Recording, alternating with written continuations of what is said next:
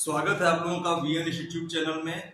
और आज हम ये देखेंगे कॉलम एंड स्ट्रट में कंप्रेसिव में लोड के कितने टाइप होते हैं। जैसे मान लीजिए कि ये एक कॉलम है, इस पे कंप्रेशन लग रहा है, तो कितने टाइप के इस पे लोड लग सकते हैं।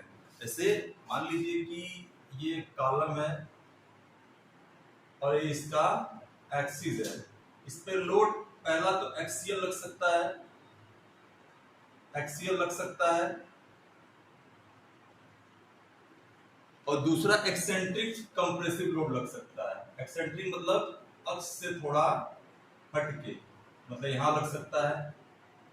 ठीक, ये दो तरफ का लोड लग सकता है। अब ये लोड लगने से कोई भी मेंबर फेल कैसे होता है। देखिए, फेल दो तरह से होता है।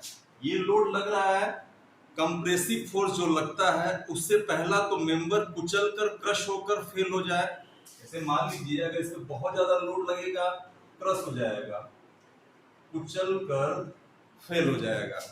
और दूसरा, अगर कॉलम बहुत लंबा है, कॉलम की लंबाई थोड़ी सी है, तो ये कुचलेगा नहीं, ये क्रश नहीं होगा, बल्कि ये बकल हो जाएगा। ये कुछ इस तरह से हो जाएगा। ये इसका एक्सिस मान लीजिए, ये कुछ इस तरह से हो जाएगा, ऐसे बकल हो जाएगा, ये बकल हो जाएगा या बहक जाएगा, अपने स्थान से बहक जाएगा। वो निर्धारित जो वर्क होता है, डिजायर्ड जो वर्क होता है, उसको करने में ये फेल्योर हो जाता है। तो दो तरह से फेल्योर हो सकता है। पहला, जो कंप्रेसिव फोर्स लग रहा है उससे क्रश होकर कुचल कर फेल होता है, और दूसरा बकल होके फेल होता है। तो अगर हम बात करें बकलिंग लोड की, अगर कहा जाए आपसे बकलिंग लोड या बहकाव भार क्या होता है, वो मिनिमम लोड जिससे किसी कॉलम पे लोड लगाने से या फोर्स लगाने से वो अपनी स्थिति से बहक जाए या बकल हो जाए, उस मिनिमम लोड को हम कहते हैं बकलिंग लोड या बहकाव भार। अब मान लीजिए कि ये इसका क्रॉस सेक्शन एक रेक्टेंगल है। क्या है? रेक्टेंगल है, आयत है। अब बकलिंग किधर होगा?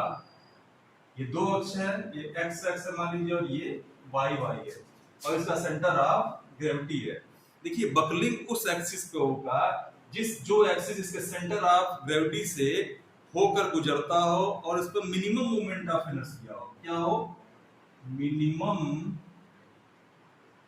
मोमेंट ऑफ इनर्शिया हो। मिनिमम मोमेंट ऑफ इनर्शिया जहां होगा उस ओर ये बकल हो जाएगा, बहक जाएगा। जैसे मान लीजिए कि मैं आपको एग्जांपल बताता हूं। मान लीजिए ये बुक है, इसको कॉलम मान सकते हैं, इसका क्रॉस सेक्शन एक रेक्टेंगल है। अब मान लीजिए ये इस तरह से तो मुड़ सकता है, इस तरह से देखिए ये मुड़ सकता है, लेकिन इस तरह से नहीं मुड़ सकता। आप काफी प्रयास कर लेंगे, कोशिश कर लेंगे, लेकिन इस तरह से ये बकल नहीं होगा। ये इस तरह से बकल हो सकता है, ये इस तरह से बकल हो सकता है। ठीक, जैसे मान लीजिए कॉलम है, ठीक, ये इस तरह से बकल हो सकता है, बट अगर चाहें आप इस तरह से बकल होना तो बकल नहीं हो सकता है। लाइक अगर हम मोमेंट ऑफ इनर्शिया की बात करें, आई एक्स एक्स, तो अगर ये बी है, ये एच है, तो बी एच क्यूब बाई 12 हो जाएगा, वो आई एक्स एक्स हो जाएगा। अगर आई वाई वाई की बात करें, आई वाई वाई, तो हो जाएगा एच बी क्यूब बाई 12। तो आप देख सकते हैं आई वाई वाई की वैल्यू ज्यादा है, क्योंकि बी बड़ा है, एच छोटा है, और आई एक्स एक्स की वैल्यू कम आएगी। इस नाते जो बकलिंग होगा वो एक्स एक्सिस के अबाउट होगा। ध्यान से देखिए, ये आई वाई वाई है, इसकी वैल्यू आई एक्स एक्स से, आई वाई वाई की वैल्यू आई एक्स एक्स से क्या है? ज्यादा है। तो बकलिंग क्या होगा? किधर बकल करेगा? वो एक्स एक्स एक्सिस के अबाउट बकल करेगा। अब हम देखेंगे बहकाव द्वारा असफलता के कारण, reason of failure due to buckling.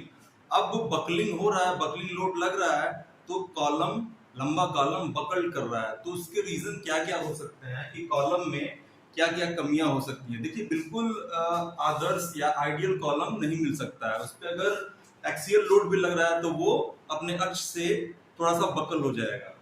अब देखिए पहला रीजन होगा कि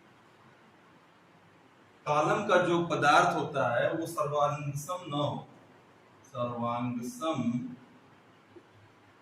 न हो। दूसरा, सभी स्थान पर इक्वल क्रॉस सेक्शन ना हो। तीसरा हो सकता है पूरी तरह से एक्सियल लोड ना लगता हो। और सबसे इंपॉर्टेंट, कॉलम